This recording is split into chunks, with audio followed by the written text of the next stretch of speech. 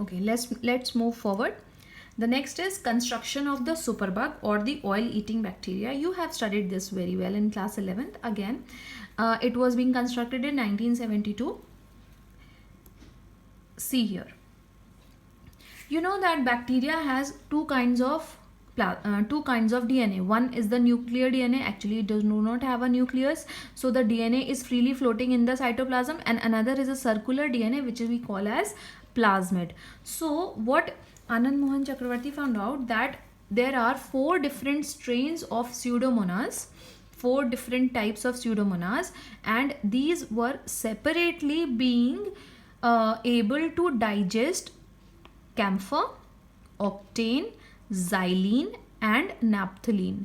See, when he found out that oil spill is a major problem in the to pollute the oceans, so the flora and fauna, aquatic flora and fauna are disturbed and they were dying, and it was causing a great loss to the biotic community in the water. So what he did, he found to find out the solution, he first studied about the composition of oil.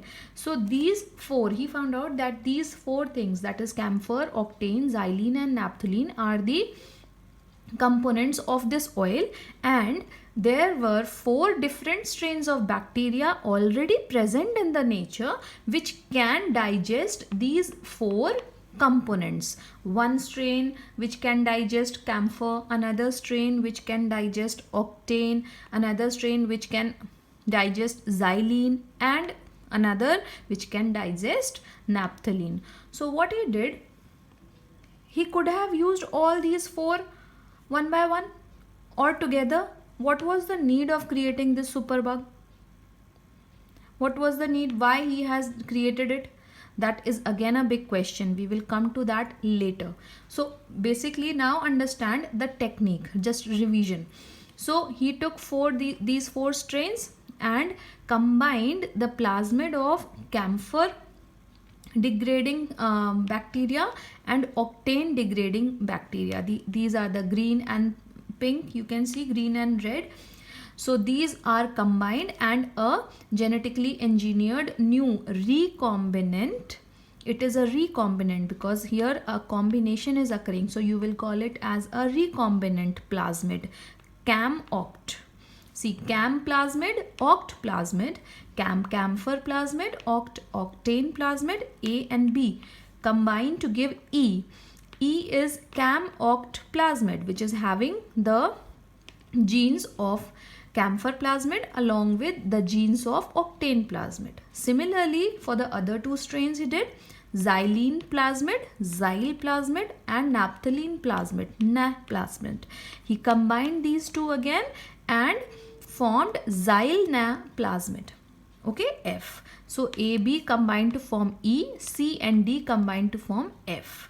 Now what he did, it was only a recombinant, both were recombinant. Now further, this next level of his experiment was extracting this recombinant DNA from E and this recombinant DNA from F and combining these plasmids to form a second level of recombinant DNA having all the 4 sections of the plasmid, all the 4 genes of all the 4 plasmids, that is CAM-OCT-XYL-Na plasmid. So this was the constitution of superbug, and this is how it was being created. Important mistake which most of the students make is that they write down nuclear DNA or the bacterial DNA, but it is not. You will not write down bacterial DNA. You will write down bacterial plasmid. Of course, plasmid is also made up of DNA, but you will write down plasmid DNA. It's not the nuclear DNA or the freely floating DNA, single stranded or double stranded. You will always write down plasmid DNA. Otherwise, board deducts marks on these small keywords. Plasmid you need to mention. So this was the revision. Further, coming on to the question we left unanswered. That is, why these 4 bacteria cannot be used together. He can of course use CAM plasmid 1, oct plasmid 1 by 1, he can drop all these 4. What was the need of creating all this technologically used by genetically engineered bacteria? Why can't he use them separately? Or why a need of genetically engineered bacteria arose? What was the need of creating this genetically engineered bacteria? So the answer lies here, because these 4 bacteria competed with each other. Because now, earlier what happened? Just read on first this. Because these 4 bacteria competed with each other for their survival and growth. Now look at this. These 4 different bacteria were 4 different identities. So they were having a competition, survival issues amongst each of them. Who is generating, who is getting more amount of nutrition will grow first, will divide first, and will form more number of colonies. And that colonies, if camphor is getting more amount, the density of camphor digesting bacteria is more, then only the camphor will be digested. Octane will remain suppressed or will not at all be digested. So there exists a competition amongst the 4 strains of the bacteria. To overcome this problem, what he did, he recombined it to produce. And the second point was, this competition limited the amount of crude oil that they degraded. They were busy in their survival, so the strain which survived, it was actually digesting that component, and the other components were left undigested, and the problem of oil spill was still there. It was not being solved.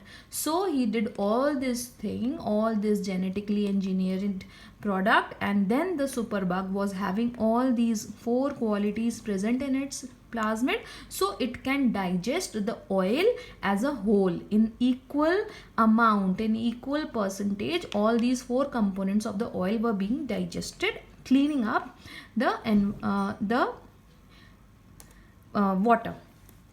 Okay, so here we end our class for today. Hope you understand the topic. I'll be sharing with you the notes. I will see the notes which are of the last year, and will add on some important interesting things again, and will give it to you.